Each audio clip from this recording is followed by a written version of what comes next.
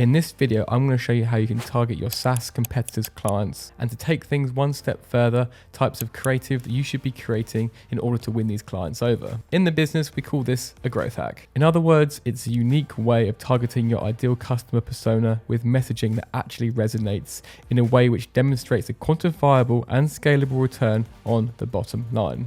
Confused? Good. Let's get into it. The only thing to note, however, is this strategy only really works in SaaS industries where clients have to go in to log into your product primarily through a subdomain. So in this example, we'll be taking a large recruitment software company called Workable and how a scrappy startup could look to start peeling market share away from that company using this strategy. The first thing we want to do is head over to Google and type in a site operator, which is site:/workable.com. This will then bring up all the pages which are in the archive with the Workable domain, including subdomains. And if we scroll down here, we can see Skeeper's current openings down here is currently under apply.workable.com/Skeepers. Same with Float Financial, same with Yapily. And we can see quite a lot of different ones down here with the same subdomain of Apply Workable. And if we head over to it, we can see this is where all the jobs are held and hosted for these different companies on its own unique landing page on a Workable subdomain. We can obviously determine that these guys are using the software because it's hosted on a subdomain, which is pretty common practice in the SaaS space. So if we now then take this apply.workable.com and then do another site operator, we can then obviously go down and see here, there's around 250,000 sites. Again, this is going to be multiple pages on single domains. We'll look at exactly how many people are using the just apply.domain in the minute. But we can go down here, we can start seeing all of these companies down here obviously are using Workable and have current subdomains set up. So we can obviously take from that a lot of these companies will currently or have in the past at least been using Workable. So if there was a new scrappy startup looking to use this, we know that this could be a good place to start from an ABM competitor targeting perspective. But if we can take this one step further, we can take this subdomain and we can go over to Apply Workable. And let's just go on path and click apply. Next, what we want to do is go on to top pages, and we can see here all of the 1,496 pages of around, I think, 50 results per page. So you do the maths. What's 50 times 1,496? Imagine it's pretty high. So what we can do then is determine that a lot of these companies are going to obviously be using the Workable landing pages, which therefore means they're probably using a variation, if not the paid version of the software.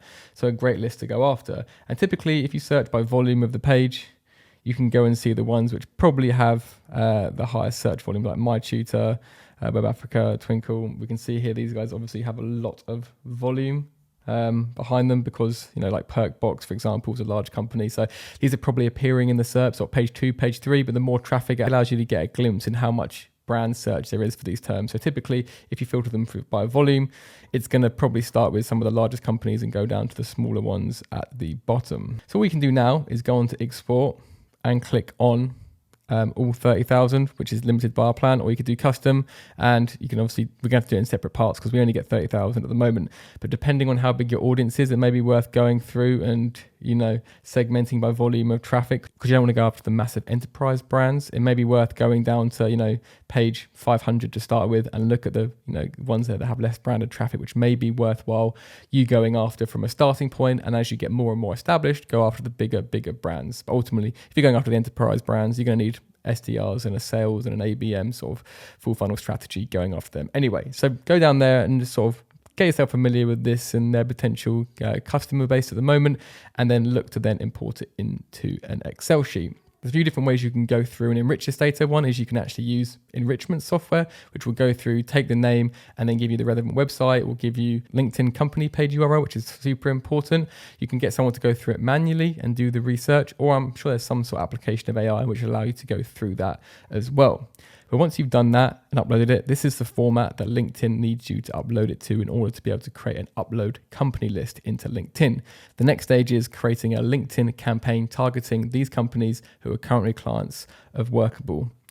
And what we need to do here is look at the company name, company website, company page URL, and then different elements here. Now, ultimately, they ask for all this data, but a lot of the time you can get away with just uploading the company page URL. So this is the key one here. So along with the company page website, you look at the company LinkedIn URL, and if we can get those two when we're doing the enrichment process, depending on the 3 different areas you went down in the step before, ultimately this is going to be a good start if you can just get these pages or just this column D here and upload it. You can then go into your LinkedIn account, click on audiences, go plan audiences, and go create audience, and then you can do company list upload.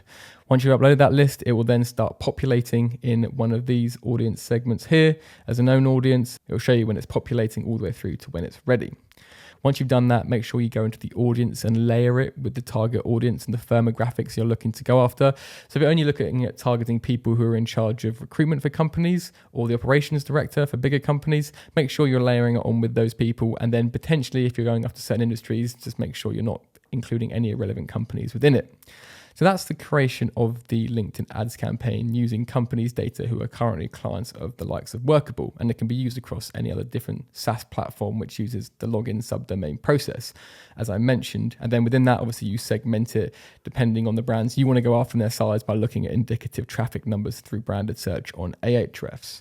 Now, this is the part where it gets quite cool, and a growth hacking strategy is obviously half looking at the audience targeting, half looking at the messaging.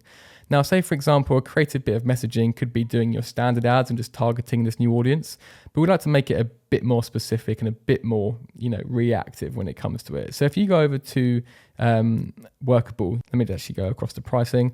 If you go onto the pricing page of Workable, this is a process we'd like to roll out. And if you install a Chrome extension called Page Monitor, once you've gone onto the pricing page, you can click on it.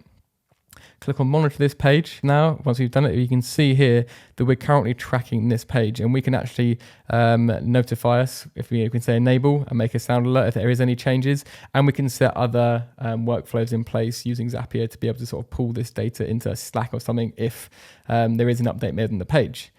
Now, the cool thing about this, software companies like this are often changing their prices, changing their features. For example, if they may have changed the starter plan from $99 to $149, there's going to be a lot of people who have got $50 per month more that they're spending on their recruitment software. And if they're a small company especially, it may be that this is a big difference for them, and you can potentially start doing some reactive marketing off the back of it. And this is just an idea off the top of my head that you can sort of go out there and start advertising, but you could potentially do an ad creative campaign. What you could do is go into Photoshop and create a standard image size for LinkedIn ads and copy the Workable logo.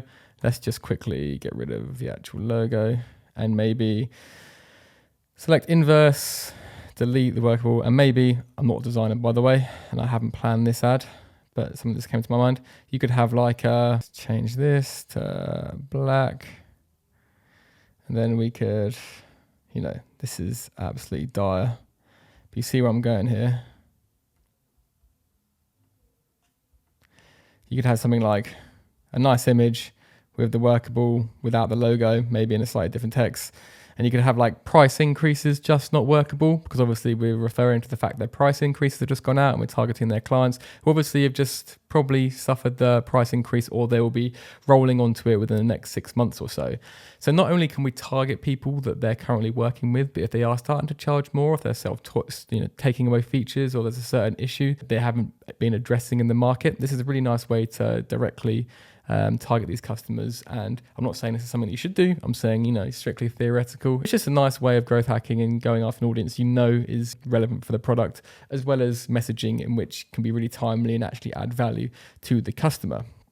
So please, ignore this. It's not my finalist moment. And the final thing we need to make sure that we're doing is tracking the results, because it's not growth hacking unless we can actually quantify the targeting and the effectiveness of the messaging to a point in which we can actually see it impacting bottom line, because we're not hacking growth if we're not actually growing. So what I recommend you doing, once you go and do the enrichment exercise and get everything within the Excel document ready before you upload it to the likes of LinkedIn or our DSP platform, make sure you get all this data within your CRM system, because then if leads do come in, even if they're not direct response leads or haven't clicked directly on the ad and come through, which a lot of them won't, because enterprise software or SME software or product-led software typically isn't going to be, one touch buy. It's going to be something in which someone spends a few times seeing the ads, does their research, and then potentially goes and buys from you guys, depending on what the rest of your marketing funnel looks like as well. So make sure you go put the companies within that. If you have any leads, measuring that up against the list of ABM clients that you've got from that competitor list, which is currently using your competitor SaaS products. Every 3, 6, 12 months, look at that feedback loop from pipeline. So how much have you generated in pipeline from these customers? How much is in net new revenue? And then ultimately work out from there which messaging is working with these audiences. If it's not working, then look to pivot to slightly different messaging, or see if your audience delivery is working as should. I hope you found that useful today, guys. If you're interested in more B2B marketing playbooks, then make sure you hit the subscribe button. And because you've watched the end of this video, you may also be interested in the biggest opportunity in B2B marketing right now is thought leadership ads, LinkedIn, and influencers all conjoined together. So I'll link to that video right here. But have a great week, and until next time, guys, thanks a lot.